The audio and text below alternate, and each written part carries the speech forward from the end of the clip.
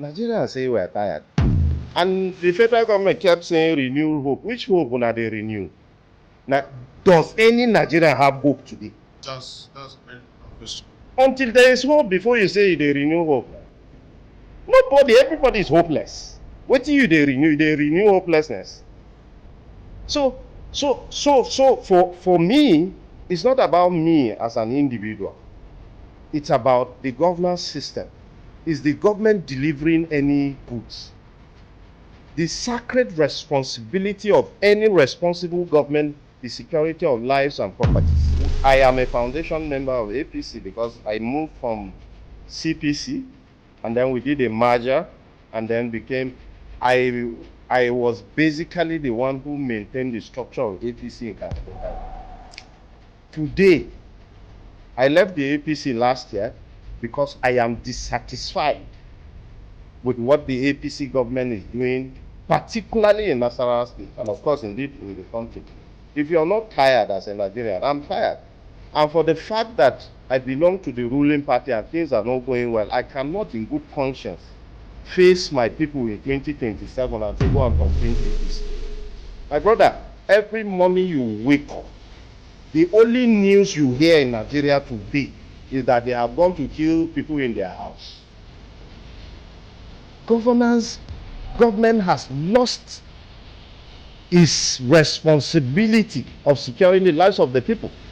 I must say with every sense of respect to the president, but the comment that was made by president this week when the leaders of the plateau visited him, where he said his enemies are using insecurity to get rid of him from the office, to say the least, that was very reckless from the president of the nation.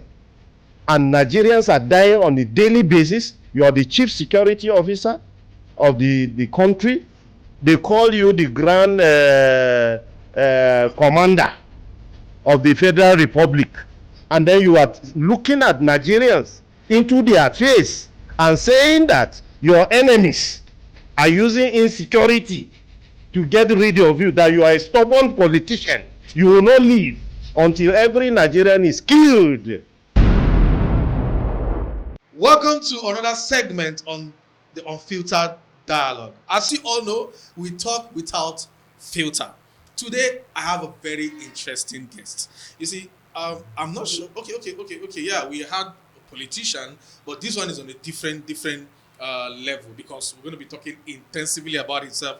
He's also going to be sharing with us some of his political ambition. With me here is Honorable Akala Samuel. Before I go further, he was also an SA to the former governor Al Mukura and also the present governor Engineer Sule. He was also the former chairman of Karo local government. Wow. Sir, I have a lot of questions to ask you. Before I ask you, I also want you to give a little background info about yourself so our viewers will get to know you more. So go ahead, sir. Okay, thank you very much. It's good to be here finally. Yes. I know that we had planned to have this conversation for a very long time, but schedules have not been aligning. But I'm glad that we have the opportunity to be here today. So I'm Akala Samuel Gajere. That's my full name. And of course, I'm from Karo local government. And I had my early education in Buhari, Abuja, and then proceeded as to be the pioneers of the Nasarawa State University, where I picked a degree in economics. And during my time as undergraduate, I have this flair and penchant for just getting things done rightly. So when things are going wrong, so we're always quick to add our voice. So that led me to student unionism. So we formed the first set of the student union government in the school. In fact, I was a member of the constitutional drafting committee that gave birth to the student union government that is in existence today in Nasarawa State University. And of course, we were also the first set, because it's a state-owned university, we set up the Nasarawa State Student Union body that is called NASA, and we're the first set of executives. So upon graduation, after service, we delved into wider politics, where I joined in my local government. The then Honorable Joseph Elra was contesting for chairman of our local government. So we participated and he won. And then he appointed me to be his protocol officer. So I started my political career as protocol officer to Karo local government chairman. Afterwards, we're in the PDP then. And then afterward, we joined Almakura in 2010, where he came out to contest for the governorship seat of the state. Yeah. And then the doors were shut against him in the PDP. And then he took a decision to jump shift to the Congress for Progressive Change, CPC, then. Okay, then, yeah. And that was the platform that was promoted by the then late President Muhammadu Buhari. So basically, it was a youth movement then in 2010. So majority of young persons in Nasarawa State joined His Excellency Al-Makura because we're sympathetic to the fact that how can we be in a party and then the party shut the doors, that they do not even want him to access delegates, they didn't even want him to access the party structure. Traditional rulers shut their gates against him. And we said, no, look, in a democratic system, if the space is not freed up, it means there's no freedom. So young persons in Nasarawa State joined Al-Makura and we brought change. Al-Makura won the election with slightly above 3,000 votes, defeating an incumbent sitting governor. I recall vividly then when the sitting governor was given not less than 200,000 per polling booth. When I mean polling booth, not electoral wards. Everywhere votes are cast. The PDP gave over 200,000. Then Al-Makura couldn't afford to give 15,000 naira per polling unit. But people rose up and said we needed a change. And then the voice of the people was loudly, spoken at that time, and he won. And then appointed us into the Transition Management Committee of the local government, where I oversee agriculture. And then thereafter, after that term, I ventured into contest for councillor, and I wasn't lucky because you know that elections for local government are basically mere selection. So the stakeholders will just sit down and say, oh, it is you. So the people are usually not allowed. So I was not lucky, but I was appointed as special advisor to the chairman then.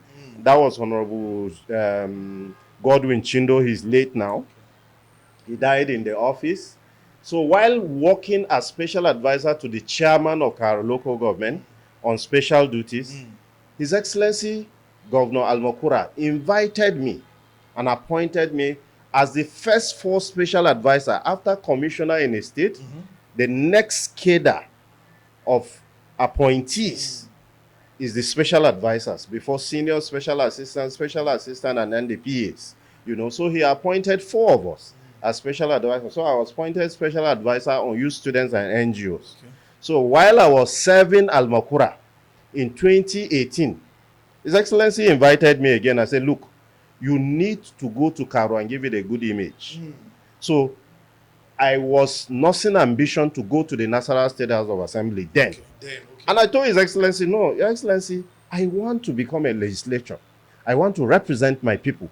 My people have lost their voice in the hollow chambers of the Nasarawa State House of Assembly on account of misrepresentation. Karo is gifted in terms of resources, in terms of landmass, in terms of human resources. So we have one of the best brains around. But we were always represented by the list, So just like a joke, he said, no, I need you to go to Karo. And then stakeholders came, and then we had a conversation. Within 2 weeks, I had to go and buy a form and then contested. We had a very, very keenly contested primaries because the sitting chairman did not yield to the wisdom of stakeholders to say step aside so that I take over. He contested the election to the end. I had 196 votes against his 87 votes, defeating the incumbent chairman, and that was James Thomas. Yeah. So I became chairman. I'm the youngest to ever become the chairman of the local government since its creation in 1991. And then I served my term. I wanted to go back for the second term, but it wasn't possible on account of, stakeholders said they wanted the zoning, bring the chairman because I am from the Panda axis. So they wanted the chairman to come to Caro axis. And I said, no, I've served my term. I only needed an opportunity to serve the second term. So I left, and then the governor invited me and said I should serve as special advisor on urban development. So that was the last appointment I had. And then I'm now a private person. I'm providing support to the Association of Local Governments of Nigeria headquarters, providing technical support in terms of grassroots governance. Because even while I was chairman, I am one person that is very, very loud on ensuring that local government is strengthened in the country, because I believe that if the local government is strong enough, the citizens of the country will feel the impact of government, because no Nigerian lives in a state or federal government. Every Nigerian lives in a local government, meaning that the third tier of government should have been the strongest. But unfortunately, it is the weakest, and it bears the burden of the nation. And this is where small and medium scale enterprises exist. So if you want to talk of development, if small and medium scale enterprises are not active, are not strong, no matter what kind of robust economic policy you bring, can never have that impact on the lives of the people. So this is where we are today, and this is briefly. I try to not to go too detailed. I had to skip a lot. It's all right. But this is brief about myself. Thank you very much, sir. I love the fact how you took us through this journey. At least we know where you are coming from, so it's easy for us to know where you are going to. Meanwhile, take us back a little when you are the chairman of Karo local government. Karo local government, as I know, is one of the biggest local governments. What will you tell us about Karo local government? Well, for me, Karo local government occupies a significant position, not just in Nasarawa State, but in Nigeria. It is the closest to the FCT. It has the longest boundary with the FCT. These are things that a lot of people didn't know. It has, of course, quite a long, wide land mass. And, of course, majority of the workforce working in the FCT reside in Karo local government. There are a lot of corridors adjoining the federal capital city, but this has the highest number of persons who work in the FCT but reside here. So that is why it's called the gateway to the FCT. And then, of course, because of these attributes, it's the commercial hub of the state, because the population is huge, the land is there, economic activities are huge, but unfortunately, it is one local government that has not had the desired attention of government, but the state and the federal government. You can see practically, for instance, I give you a clear example of Maraba. Maraba is one of those areas in the local government that has the highest concentration of human beings. And I'm quick to also say there is no Nigerian that is not found here, and non-Nigerians alike. So we have always advocated that the state and federal government must take deliberate action to deliberately develop Karo local government. Otherwise, it will grow to become a place where government will lose control. Because as it is today, I see a situation where Nigerians just do what they like. Sometimes you are driving in Maraba There's no semblance of government presence. There are no access roads anywhere. So everybody who lives here believes that he is a government of his own. He grades the road to his house. He provides water for himself. Even the light is epileptic. So he has to either resort to solar or provide generator for himself. And then, of course, they will not listen to government regulations anymore because they are a government of themselves. So, unfortunately, a city that is supposed to be light of Nasarawa State and a light of the Federal Republic of Nigeria is becoming some kind of banana republic where you see that everybody does whatever he or she likes. So for me, when I had the opportunity to be here, what we try to do first is to make our people realize that the local government is still important to them. I can serve them. So we did a lot of reforms in terms of IGR, in terms of intervention to communities. But because our population is huge, whatever efforts you make is hardly felt by the people. One, this as you're driving from Maraba towards Masaka, the left side of the road has not had any kind of impact from government. So talking about Ado, New Nyanya left side, Nyanya Gwandara, so you hardly can see a single road that has been built by government. I did the first road in Ado. And some of you who have gone to that axis, there is a third road in Ado running through Capital Gateway. I did the road, and that's incidentally the first third road in that area. And that road is supposed to link up to Kubaro Road, linking Gurku and Umpapi. So, unfortunately, the government does not understand the importance of the area. When I was chairman, I went to federal MDA, including the SGF office, to say, look, we cannot continue to accommodate Nigerians who work in the FCT. And then federal government is not showing any form of attention to the area in terms of upgrading the facilities. So we need federal government to deliberately on yearly basis allocate resources to upgrade the facilities in terms of providing roads, infrastructure, water, electricity. In fact, we went up to the National Assembly as local government chairman.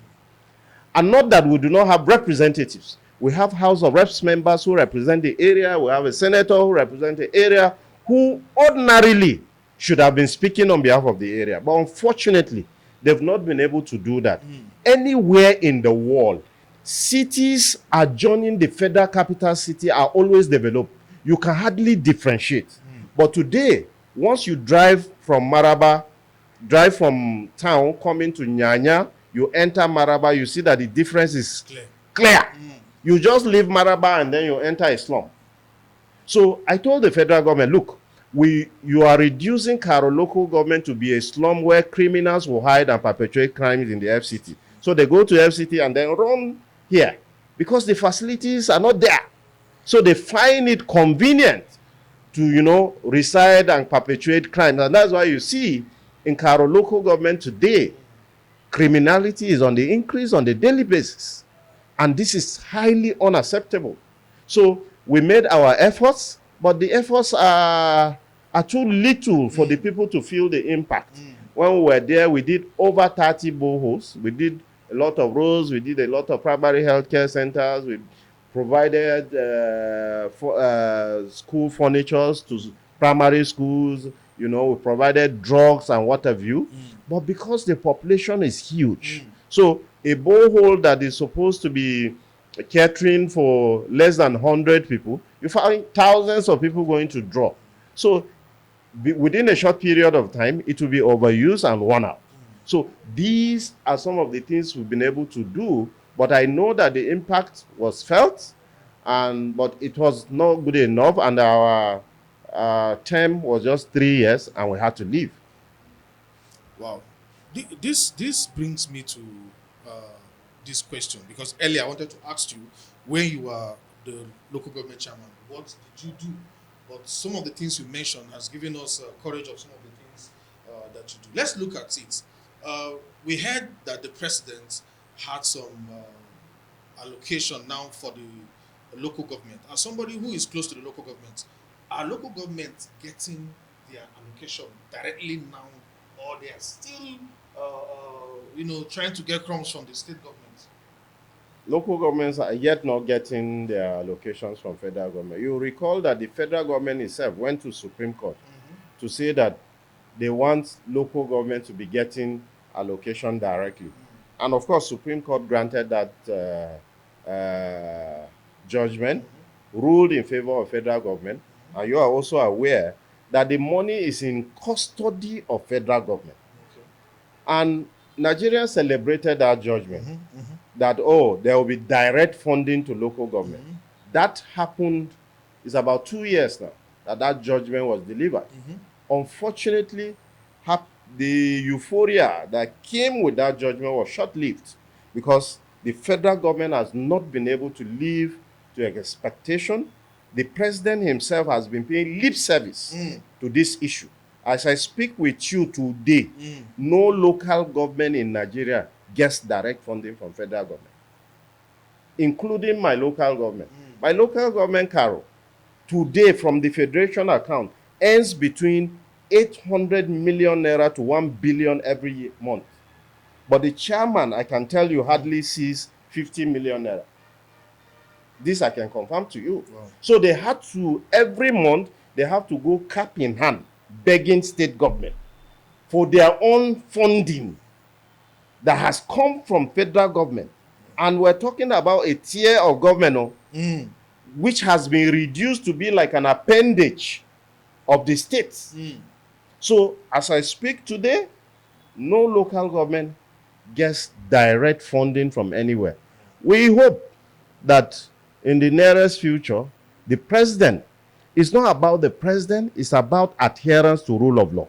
It's about obedience to the ruling of the highest court of the land, because the Supreme Court said, henceforth, allocation accruing to 774 local government councils in Nigeria should be paid directly. So for the federal government not to pay that money, they are in total disobedience to that judgment of Supreme Court. And this does not speak well for our nation.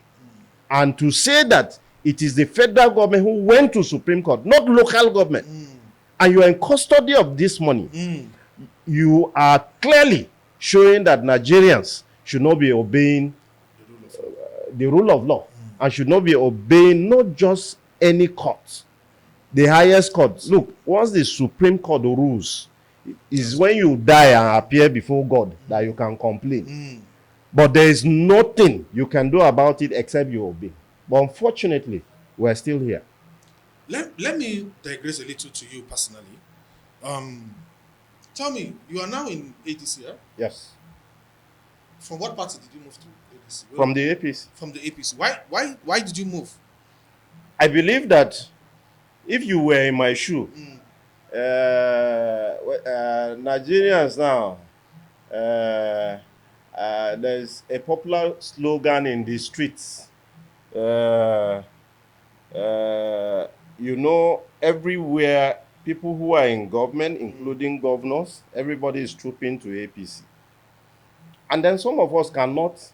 I am a foundation member of APC because I moved from CPC, and then we did a merger, and then I was basically the one who maintained the structure of APC in Karo local government. Okay. Today, I left the APC last year because I am dissatisfied with what the APC government is doing, particularly in Nasarawa State, and of course, indeed, in the country. If you're not tired as a Nigerian, I'm tired. And for the fact that I belong to the ruling party and things are not going well, I cannot in good conscience face my people in 2027 and say, go and thumbprint APC.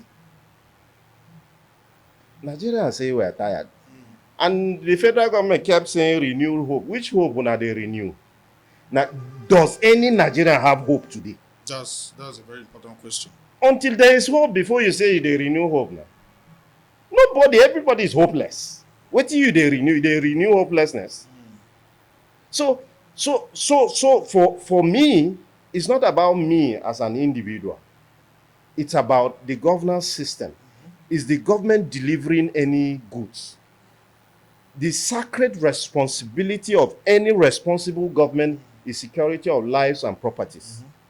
My brother, every morning you wake up, the only news you hear in Nigeria today is that they have gone to kill people in their house. Government has lost its responsibility of securing the lives of the people. I must say with every sense of respect to the president, but the comment that was made by president this week when the leaders of the plateau visited him, where he said his enemies are using insecurity to get rid of him from the office, to say the least, that was very reckless for the president of the nation. And Nigerians are dying on a daily basis. You are the chief security officer of the country. They call you the grand commander of the Federal Republic.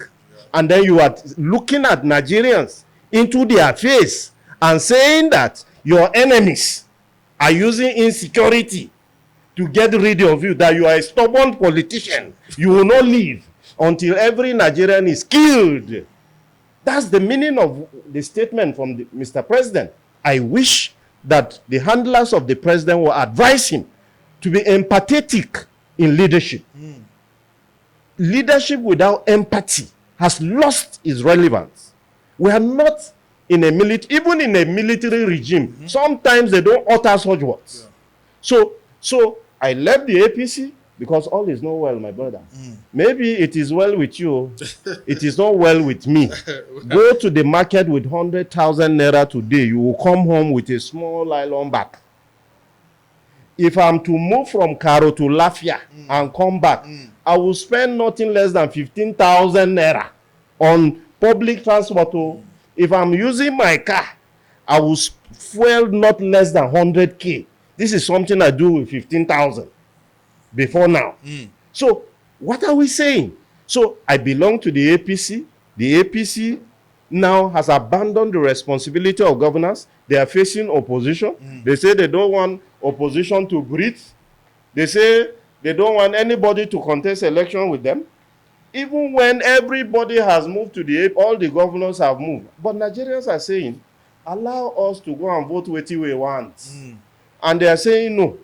But of course, we left because we felt all is not well and we cannot in good conscience continue in this manner. Wow. So let me ask you this. What inspired your decision to run for House? What inspired this decision? Well, for me, I am worried. Karo local government has 2 members representing it in the Nassau State House of Assembly. One from Karo Gitata constituency, where I belong, and then the second is Uke Karshi. But they are both from Karo local government. But unfortunately, since 1999, each time they get to Lafia, each time the House sits to deliberate issues, where members are bringing issues about the well-being of their people, you don't hear Karo members speak. And of course, we cannot all go to the House of Assembly and tell government this is our problem. Your representative is your voice. So we have lost that voice. We have not had the opportunity to have someone who will do that. So I'm worried, and that's why this time around, I've decided to say, look, we must break that jinx. So first, I want us to break the jinx of misrepresentation, underrepresentation, and of course, our people need a voice in the assembly. So I am out to give our people a voice because Karo local government is too important not to have a voice in Nasarawa State.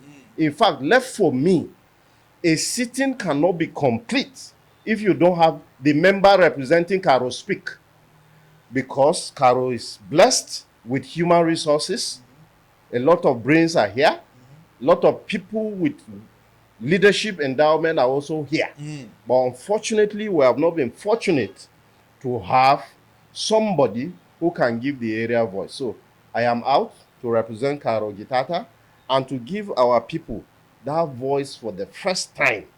And I assure you, this election is for me to win by the grace of God. The people are aware. The people know all of us who are contesting. And with every sense of responsibility, we understand governance system. We understand what the world is talking about. And that is why I left a ruling party to contest in an opposition party. I want the people to vote for me, not for government to promote me to the office.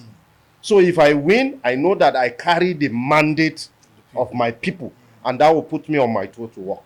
Now, regards to promises, of course, many politicians make promises. Yeah. What makes your approach different and credible? Because me, I know they lie. I not be regular politician, my brother. I'm not a regular politician. I'm not that person that will go and chop mouth, talk. Whether they call you for phone, you know they pick call. My records are very, very clear. And I refer people to my leadership. You know, your executive role is where people can better assess you. So the executive role I've held is that of local government chairman. So I want people, I always refer people to go and check my record. I left the office, there are 2 chairmen who took over from me after I've left. They should check. What are the 2 who took over after me? What are they doing? Have they come close to the records we left? Look, we have this genuine connection with the community. We don't just want to grab power. We just want an opportunity to touch the lives of our people. So what makes me different and stands out? The truth is that sometimes I blow my trumpet, right? But one, I'm not a politician that go and run mouth and lie because I want people to vote for me. I tell you the truth, just the way it is. And I am one person, they know it, that can look at you into the face and tell you the hard truth. Take it or leave it. So the people are comfortable with the fact that we have independent mind to speak for them. And that is where I am different. And that is where the people, I am that aspirant, and that aspirant that all political parties will canvass for. I am in the ADC, but I know the APC people will vote for me. I know the PDP people will vote for me. Okay. The Labour Party people will vote for me. The SDP people. I am a pan-political party project. Let me ask you this. How do you plan to engage and remain accountable to your constituents if elected? Because you see, a lot of politicians made a lot of promises. Yeah. But at the end of the day, once they enter there, everything changes. Yeah. How do you intend to remain accountable if you are given the opportunity? I am not going to government for the first time. I've been in government. The people know. I have never gone to government and abandoned my people. So they know that. And right now, because I'm going to be a representative, you see, the real meaning of a representative is that you go and you must continue to interface with your people. You must also listen to them. You cannot just say you are speaking for them without listening to them. Today, I have opened a campaign office. Okay. And the idea of that campaign office will give me an opportunity to continue to interface with the people. And that campaign office, when we win election, is going to be my constituency office. Okay. Where on a monthly basis, they don't need to come to Lafia to meet with their member. They come to a constituency office and engage with the member. And we will set every quarter, we're going to have robust engagement with the people. No, of course, the challenges are enormous, but you need to prioritize. And you can only do that when you engage with the people. That is when you can be able to set your priorities right. So I am not that politician that will have opportunity and abandon the people. So already there is no member, including the House of Reps, that has ever had a constituency office. By Sunday afternoon, we are going to unveil our campaign office, and that will be our constituency office in Masaka. Okay. By this Sunday, every of our people will be there. We'll unveil that office, heralding a new era for the constituency, and that is a defining moment for our people, and we must give our people a voice. So I'm not a regular politician. No. That's why I can say, talk with my people. Nobody feel short me because say they won't give me money or what is it. One, I'm not going to look for money to build house. Okay, I'm not going to look for money to buy car. So now village people, whether they elect, when they go, they think how I want to take buy car. Before you know it, 4 years don't pass. The achievement when go count. He bought car for himself, bought for his wife. He don't build house. Those are village local politicians who are looking for opportunity to build themselves. We are looking for opportunity to help our people. Now, let me ask you this. Karo local government is a large local government, just like you have said. And most of the people here are young people. And the level of unemployment is very, very high. Now, this brings me to this question. Yeah. Youth unemployment is a major issue. Yeah. What practical solution do you have beyond policy talk? Yeah. So for instance, for us in Karo, one of the major focus, if I become the member, is the fact that if you are conversant with the geography of the local government, there is a major road that spans from Kaduna Road, running through Panda, Kugbaro, Gurku, and linking Umpape straight. Oh, yeah. My major focus is to get the state government and federal government to do that road. In fact, it's a state government project. My major focus is to get them to do that road. Once that road is done, a lot of investment will come up on that corridor, industries will come up, and young people will find jobs to do. Government do not have the capacity for now to engage young people because of the high number.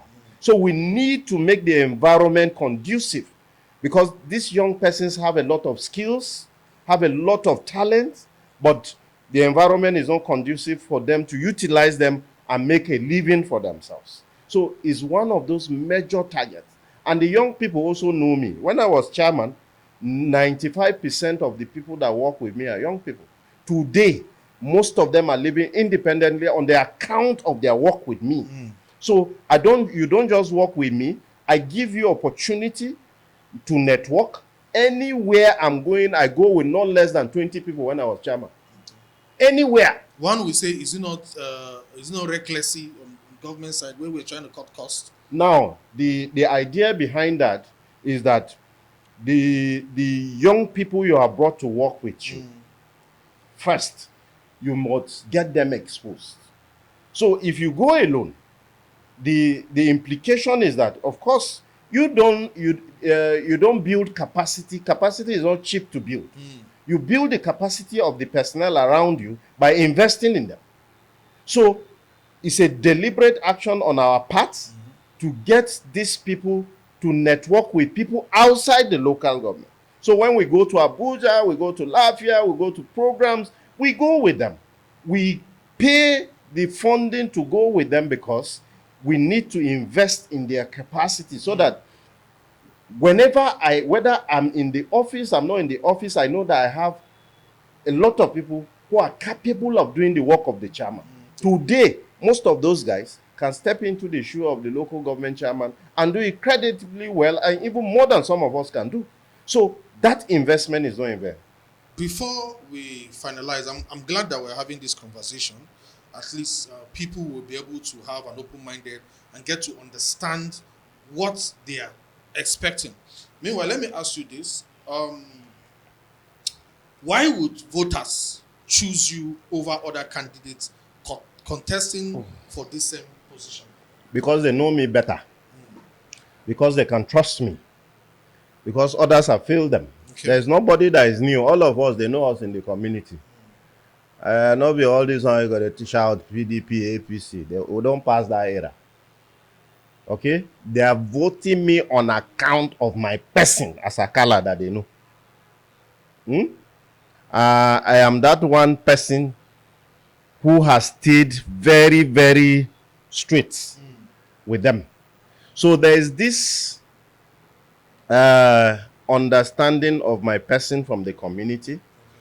And I believe that the next election is for the community to reward everyone. Okay. So the reward differs.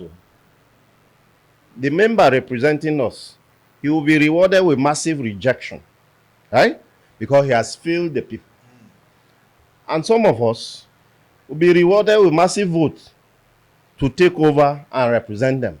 So this election is going to be, by the grace of God, an accountability period for everyone.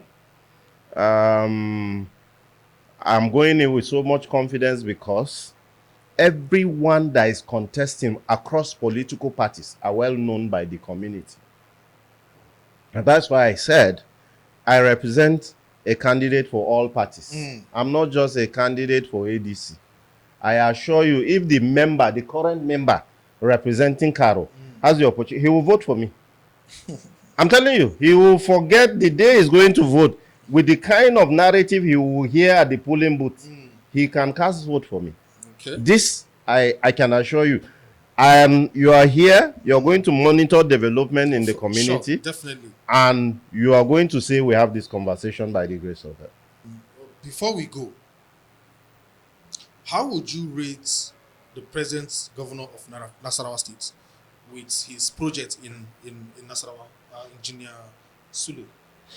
Well, for me, the governor, whom I have so much respect, I've also worked with him in his first term.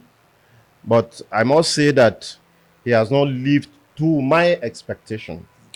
Okay? Because he's not been able to give the state that leadership, that inclusive leadership that we thought he will. Okay. And as someone who came from the private sector background, we thought that he was coming to do something different, but he's acting like a normal politician. And I think he's paying more lip service to governance than the real work. So I give you an example of Karo local government. Until now that the governor came and is trying to do an overhead bridge in Maraba, there is no single project that you can point to in Karo local government in the last 7 years. He has 1 year to leave the office. When I was chairman, I advised him, invest 65% of the entire funds of the state in Karo local government. In your first term. In your second term, you're going to reap the benefits of that first term investment to develop other parts of the state. But that didn't happen. And that's why you see that Karo local government, if you allow me, has been neglected by the current administration. For me, this overhead bridge is a misplaced priority for me. Why do you say so? Yes, why I said so is because, one, the state is a young state. Okay? So when you want to invest, I hear that the bridge is about 40 billion. So if you want to invest 40 billion, there's a challenge he is trying to tackle. I hear he wants to tackle the gridlock that has been perennial here. But there are ways he can tackle it and still have economic value, add economic value to the area and to the state. So the road I told you that span from Kaduna Road through Panda, through Kubaro, through Gurku, and linking Umpape, this money could have done that road. And then the road that span from Uke through Karshi and bust out at Orozu. He could have done that road because the FCT is already doing the road from Karshi to Apo. So if you're coming from Kefi, you only drive through that road and bust out in Apo and you're already in town. If you're coming from Kaduna Jos, you pass through Panda, through Kugwaro, through Gurku here, and bust out in Mpape. There is a boundary road here in Maraba that takes you straight to that road that will link you to that road that goes to Mpape. So he is to do the boundary road, do that road, and do this road with the same value of money.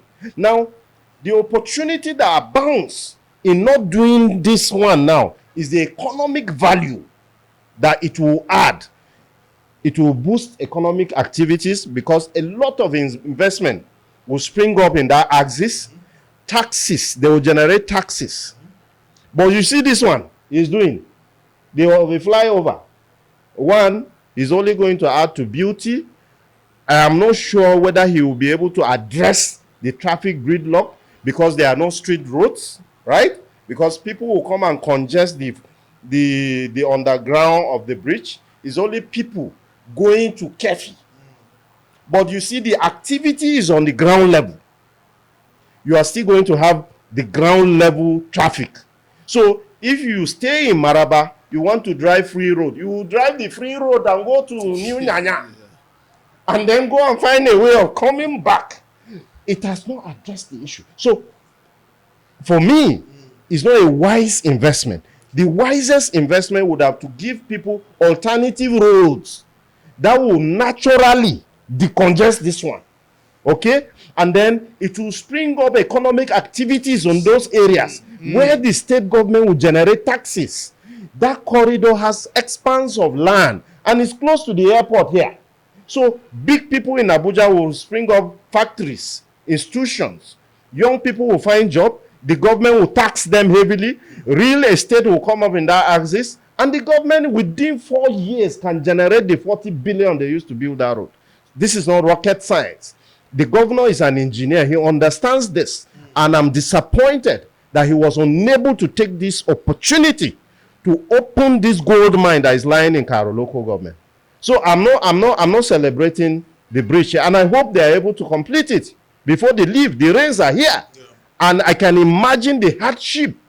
You see, if you're going to have this massive project, first, what you need to do is to be empathetic to the people using the road, give them alternative to use before you start the project.